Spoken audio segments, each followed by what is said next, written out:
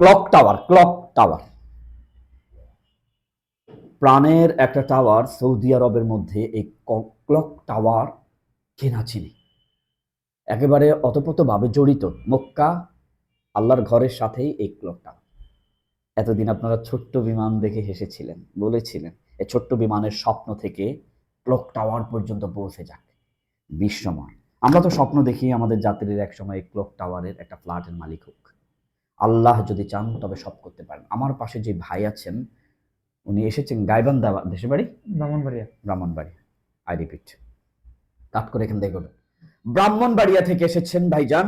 আগে একবার এসেছিলেন, কথা বলেছিলেন, লং টাইম অপেক্ষা করেছেন, সুদীর্ঘ ১.৫ মাস অপেক্ষা করে ভেবেছেন আদৌ হাবিব ট্রাভেলস থেকে যাওয়া যায় কিনা।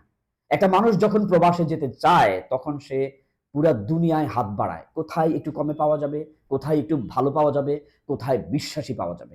উনি একজন লিফট মিস্ত্রি, পাশাপাশি শাটার মিস্ত্রি। এমন মানুষ সৌদিতে সবচেয়ে ভালো করবে। অর্থাৎ আপনার যদি কোনো স্কিল থাকে আপনি কোথাও পড়ে থাকবেন না। ভাইজান এসেছেন সেদিন, আজকে আবার রিপিট করলেন। চলুন ভাইজানের সাথে ওই কথাগুলি বলা যাক। ভাইয়া আসসালামু আলাইকুম ওয়া রাহমাতুল্লাহ। ওয়ালাইকুম আসসালাম ওয়া রাহমাতুল্লাহ। ভাই প্রথম দিন এসে কথা বলেছিলেন, তো সেদিন মেডিকেল করেন নাই কেন? মানে কি অপরাধ ছিল আমাদের যে মনে হলো যেন আরো ১ মাস পরে আসা যায়? হ্যাঁ, সেদিন হলো পারিবারিক একটু সমস্যা ছিল, এই কারণে আসেনি। আচ্ছা আলহামদুলিল্লাহ। তো এখন সিদ্ধান্ত নিয়ে আবার আসলেন। জি। এই কয়দিনে কি ভাবছিলেন? মানে ভবিষ্যতের চিন্তা, দেশে থাকলেই তো ভালো ইনকাম করি, তাহলে প্রবাসে কেন যাবেন? প্রবাসে যাবো যে কিছু টাকা বেশি ইনকাম করার জন্য, ফ্যামিলিকে সুখে রাখার জন্য। আলহামদুলিল্লাহ। আপনার ইমার্জেন্সি ফোন হলে ধরেন। পরিবারের মুখে হাসি ফোটানোর জন্য কথা একটাই বলেছেন, ফ্যামিলিকে সুখে রাখার জন্য। সুখে রাখার মালিক আল্লাহ। কিন্তু আমরা পুরুষ যারা, ও ভাই ও আল্লাহ, ও আল্লাহ, ও আল্লাহ। মাথার মধ্যে একটা হাত দেন, ভালো করে একটু কল্পনা করেন, বেশ কিছু ছবি এখানে লাগায় দেন, তো দেখবেন পুরুষরা চিৎকার করে কাঁদে। পুরুষদের টেনশন, মাকে কিভাবে সুস্থ রাখা যায়, ওমরা হজ করানো যায়, কিভাবে সন্তানকে একটা ভালো ফ্ল্যাট করে দেয়া যায়, কিভাবে ২টা টাকা ইনকাম করে পরিবারের মুখে হাসি ফোটানো যায়। হাত দেন।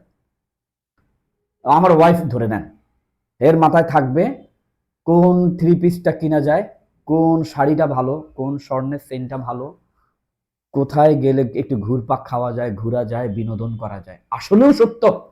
হ্যাঁ, তাই বলি কি সবাই? ২-১ জন হয়তোবা পাবেন যারা স্বামীর জন্য একেবারে দু চোখের অশ্রু ছেড়ে তাহাজ্জুদে কাঁদে, মালিক ইন্নাল্লাহা ইয়াবসুতুর রিজকা লিমান ইয়াশাউ বিগাইরি হিসাব।